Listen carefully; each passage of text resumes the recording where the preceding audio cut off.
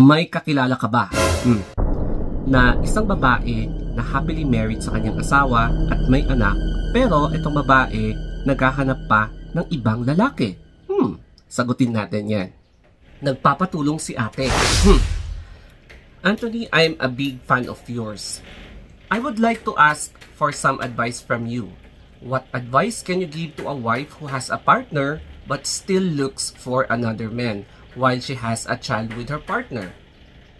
Okay, i-rephrase natin. So, ayon sa aking pagkakaintindi, ano ang maibibigay mong advice sa asawang babae na may partner or asawa but still looks for another man, tapos may anak sila? So, I'm not sure kung correct yung pagkakaintindi ko, pero magbigay na tayo ng advice. Number 1, mag-investigate ka. Alamin mo kung ano yung reason bakit naghahanap pa ng ibang lalaki etong si Mrs.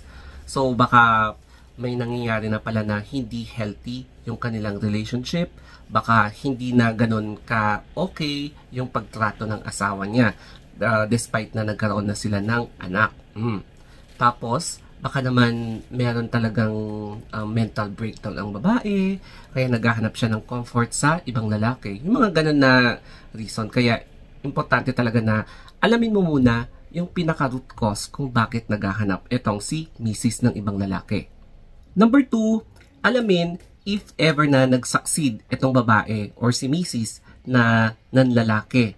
Either meron siyang karelasyon na ibang lalaki o kaya nagkaroon na siya ng one-night stand sa ibang lalaki. Kasi dito mo na madedetermine kung meron na talagang ginagawang magic itong Mrs. Number 3 is confrontation.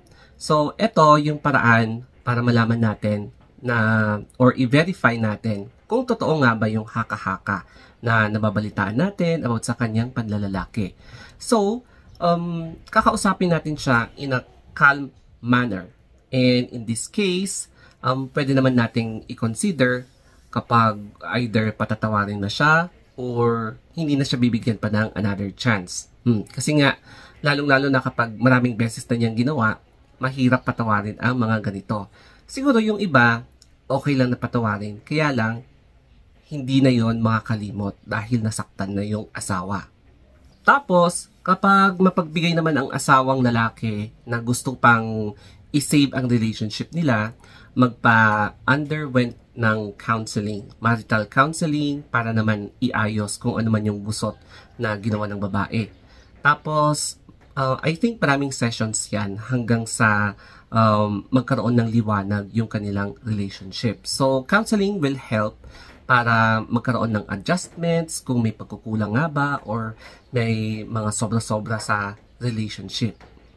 At for my last advice, kapag hindi na talaga nag-workout, it's better na maghiwalay na lang. Kasi wag nyo nang patagalin yung toxicity sa relationship nyo kung alam mo naman na hindi na pwedeng maisalba.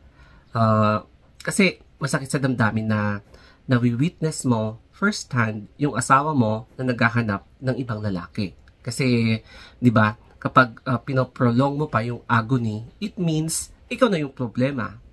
Ayan. Kaya, yun yung isa sa mga pwedeng advice na maibigay ko na cut the toxicity before it invades your soul.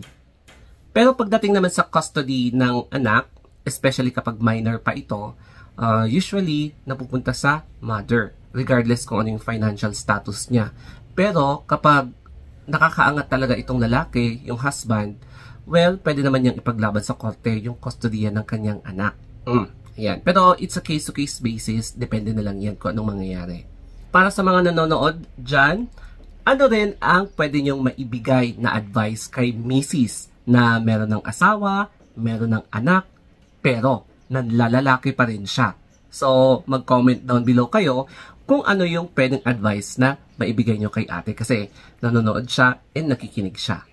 At para naman sa husband, alam nyo, it's time to move on. Slowly but surely. Kung hindi pa man kaya ngayon, at least one day, makakahanap din kayo ng ibang babae. And we have billions of population dito sa mundo.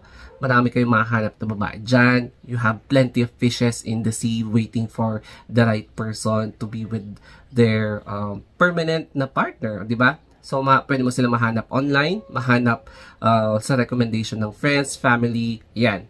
Pero syempre, mag-ingat na. Kilatisin muna kung legit itong partner, na potential partner mo na ito, or baka naman playtime lang. Pero nasa sayo yan. Okay? So, I hope na may natutunan kayo dito sa video na ito. And sana nasagot natin ang questions mo.